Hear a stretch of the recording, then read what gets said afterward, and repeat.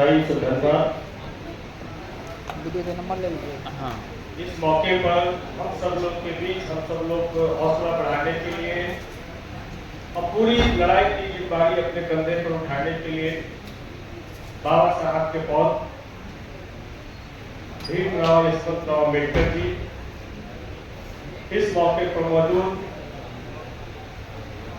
बिहार के जगदेव जी के जाने के बाद अम्बेडकर फुले पेरियार की मूवमेंट को अपने कंधों पर पूरे बिहार के गांव तक पहुंचाने वाले पूर्व मंत्री वर्तमान विधायक आलोक मेहता जी, स्वामी प्रसाद मौर्य जी, ओम प्रकाश मौर्य जी, शिवचंद्र राम जी और तमाम इस सभा में इस समाज को और महाबोधि महाविहार लड़ाई को ताकत देने के लिए देश के कोने कोने से आए हुए तमाम बहुत भिक्षुओं को, बहुत श्रद्धालुओं को दिल के गहराई से नमो बुधाय जय भीम करते साथियों, सबसे महत्वपूर्ण चीज हम सब लोग यहाँ पर यदि आए हैं तो कुछ न कुछ रास्ता निकाल के जाएंगे और इसीलिए आज हम सब लोग दिल्ली में बैठे बिहार में आंदोलन हुआ, संघर्ष हुआ, 12 फरवरी से बोधगया में अनिश्चितकालीन धरना चल रहा है। लेकिन सबसे महत्वपूर्ण चीज है कि रास्ता कहां से निकले, महाबोधि महाविहार हमारे पास कैसे होगा, हम बौद्धों के पास में कैसे होगा। इसीलिए दुष्यंत की जो लाइन है कि हो गई है पीर बरबसी पिघलनी चाहिए, इस हिमालय से कोई गंगा निकलनी चाहिए। मेरे सीने में नहीं तो तेरे सीने में ही सही हो, कहीं भी आग तो आग जलनी चाहिए। तो आज उसकी जरूरत है और धर्म की परिभाषा हम यहाँ आने से पहले ढूंढ रहे। तो धर्म के लिए जरूरी होता है कि उसका एक पूरे प्रमाणिक एक धार्मिक स्थल हो, एक उसका इष्ट देवता हो, भगवान हो, गॉड हो, अल्लाह हो, तब वो उसका पूरा उसके उपासक हो, तब जाके उसको धर्म की मान्यता मिलती है।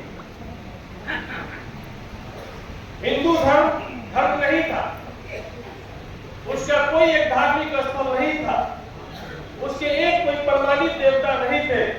इसीलिए बीजेपी आरएसएस ने एक अपना धार्मिक स्थल बनाया, ऐन कैन प्रकरण से सुप्रीम कोर्ट को मैनेज करके और अयोध्या को एक धार्मिक स्थल बनाया।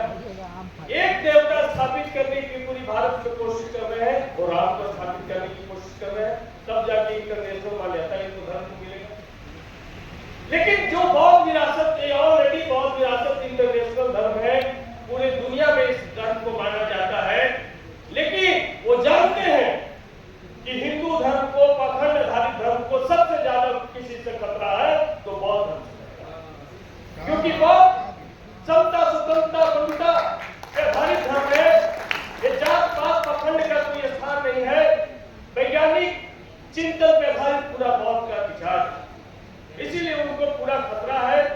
इसीलिए बोध गया का जहां पर तथागत बुद्ध ने अपने ज्ञान की खोज की, उस स्थल को एक एक्ट बना करके उसको गिरवी कर लिया है कि इसके पास धार्मिक स्थल ही नहीं होगा, इसको धर्म की मान्यता नहीं। इसलिए हम सब लोग यदि हमारा धार्मिक स्थल जो दुनिया में प्रमाणित है कि भाई एक बच्चा से भी पूछिए कि बुद्ध को ज्ञान कहां प्राप्त हुआ था तो बताएगा वही बौद्धिक वृक्ष बौद्ध महाविहार। अब उसमें तथा कथित यहाँ का राज्यपाल जाके बुद्ध पूर्णिमा के दिन शिवलिंग की पूजा करता हो, ये पूरी दुनिया में बर्दाश्त करने वाली बात नहीं। यदि कोई मस्जिद में जाके आरती कर ले तो क्या बर्दाश्त करने वाली बात नहीं। लेकिन हमारे बौद्ध महाविहार में जाकर के तथा कथित शिवलिंग की पूजा की गई और हम शांत है, बुद्धम शरणम गच्छामि। वो जानते हैं, इसीलिए जो आंदोलन होगा, वो जानते हैं कि बौद्धों के पास में कोई आंदोलन का तजुर्बा नहीं है, बौद्धों का कोई लीडर नहीं है, ये लड़ाई कैसे लड़ेगी। इसलिए आपका सुप्रीम कोर्ट भी 12 साल तक के आपके पिटीशन का कोई नोटिस नहीं लेता। 12 साल बाद डेट आते हैं, तब लगता है कि भाई हम लोग का सुनवाई होगा। यदि सुप्रीम कोर्ट में को भी मैनेज कर लिया गया, तब आप क्या करेंगे? सुप्रीम कोर्ट रोज मैनेज होता है, सुप्रीम कोर्ट को भी मैनेज कर लिया गया, तो आपके पास क्या उपाय होगा, क्या लड़ाई होगी? तो हमको सीखना होगा, हमको किसान आंदोलन से सीखना होगा, हमको सीएनआरसी एनपीआर का जो लड़ाई था, उस लड़ाई से सीखना होगा। और नहीं तो भारत के जो दलितों के 2 अप्रैल 2018 के लड़ाई से सीखना होगा। उस तरीके से हम लड़ेंगे तब हम अपनी लड़ाई को जीत सकते। इसीलिए आज आपने देखा, भ्रष्टाचार के खिलाफ और लोकपाल के समर्थन में अन्ना हजारे ने लड़ाई शुरू की और देश का सब शासन और सत्ता को हिला दिया। लेकिन हमारे पास कौन ऐसा कोई अन्ना हजारे है? क्या सुमित भंते जी को हम अन्ना हजारे मानते हैं? क्या यहाँ स्वामी प्रसाद मौर्य जी को हम अन्ना हजारे मानते हैं? तो आपका अन्ना हजारे कौन होगा जो आपकी लड़ाई को नेतृत्व करेगा? इसलिए आज बड़ी बात हुई है यहाँ पे कि भाई हम लोगों ने जो बाबा साहब का बनाया हुआ बुद्धिस्ट सोसाइटी ऑफ इंडिया, उसके बैनर तले हम लोगों ने लड़ाई का निर्णय लिया। हम पीछे में नहीं जाए। आकाश लामा जी ऑल इंडिया बुद्धिस्ट फोरम ने क्या किया क्या नहीं किया, लेकिन इस बात से इनकार नहीं कर सकते हैं कि 25-30 साल से कुंभकर्णी नींद में सोए हुए बौद्ध समाज को यदि जगाने का काम किया तो ऑल इंडिया फोरम के आकाश लामा ने जगाया। उसने बताया ये लड़ाई है, इस लड़ाई को लड़ी जा सकती है। उनके पास अनुभव नहीं था, उन्होंने संघर्ष नहीं किया था, इसलिए बीच में जाकर के लड़ाई हमारा टिकट। लेकिन इस लड़ाई को सही समय पे उन्होंने इस लड़ाई को लड़ने का काम किया और अपने जान के जोखिम हम उनके साथ काम करते हैं। कभी भी आकाश लामा की हत्या हो सकती है, ये माहौल पूरे बोध दिया बना दें। उसी का फायदा उठा करके 12 तारीख को हमारी मां बहनों के साथ में छेड़छाड़ भी होता है। हमारे बौद्ध महाविहार में गलत तरीके से गलत नारे लगाए जाते हैं। हमारे बौद्ध भिक्षु विनय रत्न जी को उठा करके जेल में डाल दिया। हम क्या कर रहे हैं? क्या महाराष्ट्र में लड़ाई प्रदर्शन बहुत हो रहे हैं, उससे बिहार की सरकार को क्या फर्क पड़ता है? यूपी में प्रदर्शन बहुत हो रहे हैं, उससे बिहार की सरकार को क्या प्रभाव पड़ता है? तो बिहार में हम संगठित होकर के कैसे लड़ाई लड़े, ये महत्वपूर्ण चीज है। यदि ये आप हम सब जानते हैं कि हमारे पास 2 ही रास्ता है, या तो विधानसभा या लोकसभा या तो जुडिशियरी, यही से हमारा निर्णय हो सकता है। कोई इसका निर्णय न डीएम कर सकता है, न कोई मंत्री कर सकता है, न कोई विधायक कर सकता है। तो सदन के अंदर इस बार हम लोगों ने जब दिल्ली से आए और पिछले 22 तारीख को भी पटना में हमारे बुद्ध विहार में बैठक हुई और उसमें भी माननीय विधायक सतदेव राम जी जो माले से विधायक हैं, उदय नारायण चौधरी जी, हम सब लोग बैठे। बहुत सारे बौद्ध भिक्षु बिहार के कोने कोने से आए और हम लोगों ने तय किया कि 21 जुलाई से बिहार का मानसून सत्र चालू हो रहा है। मानसून सत्र 5 दिन का है। पहला दिन शोक संदेश में खत्म हो जाता है, बाकी 4 दिन समय बचता है। इसलिए 23 जुलाई को बिहार में पटना में कम से कम 50,000 बिहार के कोने कोने से बौद्ध भिक्षु आए, बौद्ध धर्म के मानने वाले आए, वो सड़क पे लड़ाई लड़ रहे होंगे। हम आलोक मेहता और तमाम विधायक सदन के अंदर लड़ाई लड़ रहे हैं। एक रास्ता है, यदि इस रास्ते के लिए तैयार है तो तय डेट तय है। कोई बैनर हो, कोई झंडा हो, लेकिन हमारा उद्देश्य महाबोधि महाविहार